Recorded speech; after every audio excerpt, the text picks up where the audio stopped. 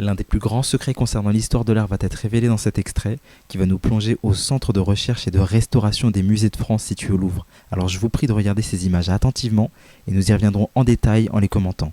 Je vais laisser simplement la journaliste présenter le contexte, donc soyez bien attentifs.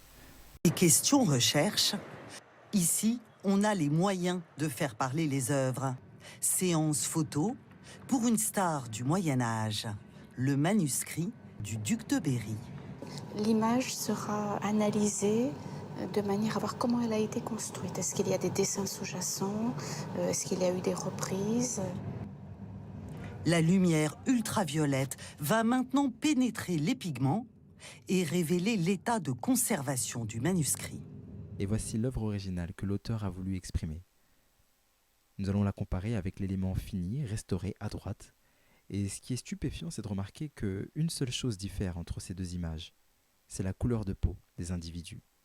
Car en effet, la couleur du voile, des tenues, de la maçonnerie a été respectée. Mais la couleur de peau des individus, elle, figure bien distincte et différente de l'œuvre originale. Il y a là donc une volonté de cacher l'identité des personnages.